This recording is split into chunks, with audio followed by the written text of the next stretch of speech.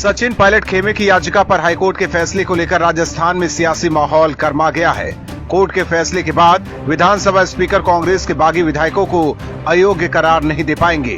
फैसले के बाद सीएम अशोक गहलोत की बेचैनी साफ दिख रही है और गहलोत खेमे में जबरदस्त हलचल बढ़ गई है। सीएम गहलोत ने कहा है कि सचिन पायलट गुट के विधायक वापस आना चाहते हैं, लेकिन उन्हें बंधक बनाकर रखा गया है।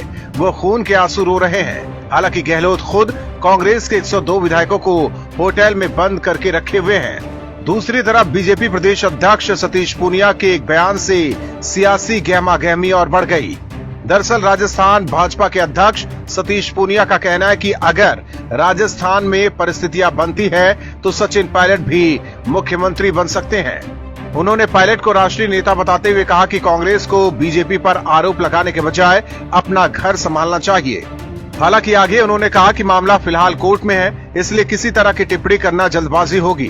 पूनिया ने कहा कि सबसे पहले सचिन पायलट को ये तय करना है कि उनका अगला कदम क्या होगा और उसके बाद फिर हम विचार करेंगे। पूनिया के इस बयान के बाद सियासी गलियारों में नई अटकलें लगाई जाने लगी हैं। इससे पहले पूनिया ने कहा था कि कोरोना संकट काल में राजस्थान की जनता की इम्यूनिटी क्षमता अच्छी है, इसीलिए कोरोना से तो प्रदेश की जनता बच जाएगी, लेकिन कांग्रेस की इम्यूनिटी पावर कमजोर लगती है। मतलब साफ है कि बीजेपी भी अपनी रणनीति पर काम कर रही है। ऐसे में अब देखना होगा कि सचिन पायलट बीजेपी में शामिल होते हैं या खुद की पार्टी बनाकर कांग्रेस से हिसाब बराबर करेंगे। खैर, पायलट जो भी फैसला लेंगे, इससे नुकसान तो कांग्रेस को ही होगा। राजस्थान में हाईकोर्ट के फैसलों पर भी कांग्रेस सवाल उठा रही है। शायद इतिहास में ऐसा पहली बार हो रहा है जब सत्ता जाते देख बौखलाकर कांग्रेस पार्टी कोर्ट के फैसलों पर आपत्ति जता रही है। कांग्रेस पार्टी के जाने माने वकील और वरिष्ठ नेता कपिल सिब्बल ने राजस्थान हाईकोर्ट के फैसले और विधानसभा सत्र की मांग को लेकर अपने विधायकों के राजभवन में धरना देने के संबंध में आरोप लगाया कि मौजूदा समय में लोकतंत्र की नई परिभाषा गढ़ी जा रही है और राज्यपाल प्रजातंत्र के रक्षक होने की भूमिका का निर्वहन नहीं कर रहे हैं। पार्टी के वरिष्ठ नेता कपिल सिब्बल ने राजस्थान हाईकोर्ट के फैसले की पृष्ठभूमि में दावा किया है कि इन दिनों उच्च न्यायालयों में उच्चतम न्यायालय के फैसलों का अनुसरण नहीं किया जा रहा है। हाईकोर्ट के फैसले को लेकर सिब्बल ने कहा कि कहना नहीं चाहिए, लेकिन कहना पड़ता है कि उच्चतम न्यायालय जो फैसले करता है उसे हाईकोर्ट किनारे कर देते हैं। उच्चतम न्यायालय की 5 न्यायाधीशों की पीठ के फैसले का अनुसरण नहीं किया जा रहा है। इसके साथ ही कांग्रेस नेता ने कहा कि सचिन पायलट को बताना चाहिए कि वो क्या चाहते हैं और उन्हें ये समझना चाहिए कि 20 से 25 विधायकों के साथ वो मुख्यमंत्री नहीं बन सकते। उन्होंने कहा कि सचिन पायलट को इतनी छोटी उम्र में जो मिला शायद ही किसी को इतना मिला हो। सिब्बल ने कहा कि कांग्रेस के पास राजस्थान में 100 से अधिक विधायक हैं। उन्होंने कहा कि इस तरह से सबके सामने तमाशा नहीं बनना चाहिए, इसमें पार्टी का नुकसान है। दरअसल राजस्थान उच्च न्यायालय ने सचिन पायलट समेत 19 बागी विधायकों को विधानसभा अध्यक्ष द्वारा भेजे गए अयोग्यता के नोटिसों पर यथास्थिति बरकरार रखने का आदेश दिया। विधानसभा अध्यक्ष ने कांग्रेस पार्टी द्वारा शिकायत दिए जाने के बाद इन विधायकों को 14 जुलाई को नोटिस जारी किया था। कांग्रेस ने शिकायत में कहा था कि विधायकों ने पिछले हफ्ते बुलाई गई कांग्रेस विधायक दल की बैठक के लिए जारी व्हिप का उल्लंघन किया। मध्य प्रदेश में कांग्रेस की मुश्किलें कम होने का नाम नहीं ले रही है। ज्योतिरादित्य सिंधिया के जाने के बाद कांग्रेस से विधायकों के जाने का तांता लगा हुआ है। ऐसा लग रहा है मानो कमलनाथ पर अब किसी को भरोसा ही नहीं है। बीते 15 दिनों के अंदर 3 कांग्रेस विधायक पार्टी छोड़ चुके हैं। कांग्रेस आरोप लगा रही है कि बीजेपी विधायकों को खरीद रही है, लेकिन पार्टी के अंदर से भी आवाज उठने लगी है। अपने बयानों को लेकर हमेशा सुर्खियों में रहने वाले दिग्विजय सिंह के भाई लक्ष्मण सिंह ने पार्टी और कमलनाथ को घेरा है। लक्ष्मण सिंह ने कांग्रेस विधायक नारायण पटेल के इस्तीफे के बाद पार्टी पर सवाल उठाया है।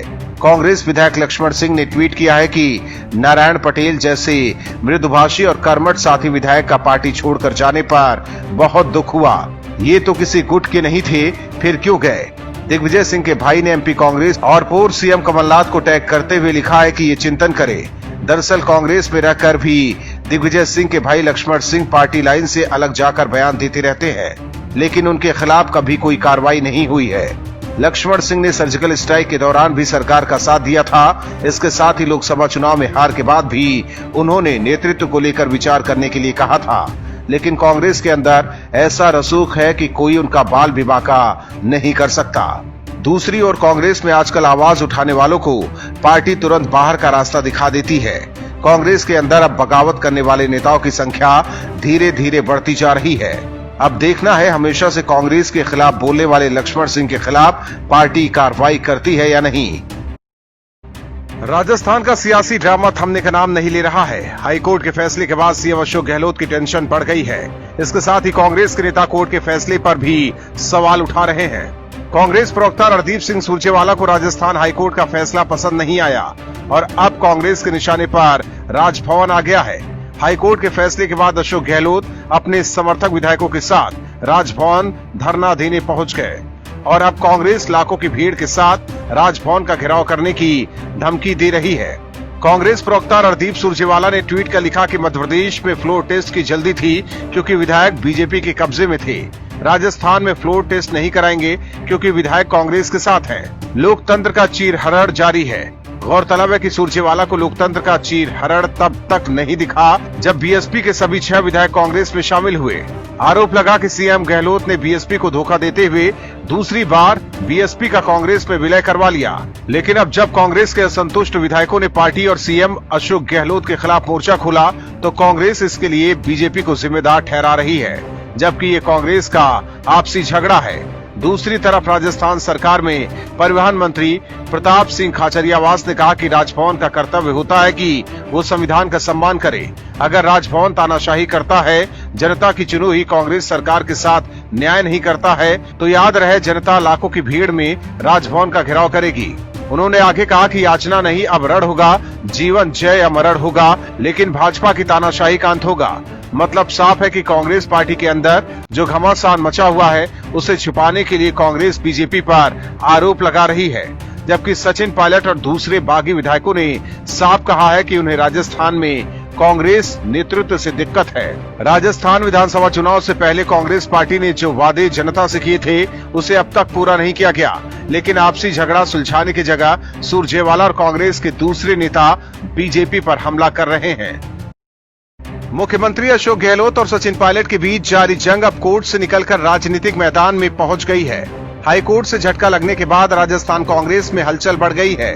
गहलोत खेमे की बेचैनी साफ दिख रही है। सीएम अशोक गहलोत बैठक पर बैठक कर रहे हैं। गहलोत को भी मालूम है कि उनकी थोड़ी सी भी चूक से उनको सीएम की कुर्सी गंवानी पड़ सकती है। दरअसल सीएम गहलोत ने 102 विधायकों के समर्थन की चिट्ठी गवर्नर को दिया है और दावा किया है कि सचिन पायलट कैंप के 19 में से 4 विधायक उनके साथ आने को तैयार हैं। आपको बता दें कि अभी भी मौजूदा स्थिति के मुताबिक राजस्थान में बहुमत के लिए 101 विधायक चाहिए और गहलोत के मुताबिक उनके पास 102 विधायकों का समर्थन है।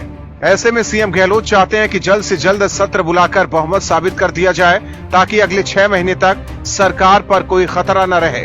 गौरतलब है कि इस वक्त राजस्थान की राजनीति में समय बहुत मूल्यवान हो गया है।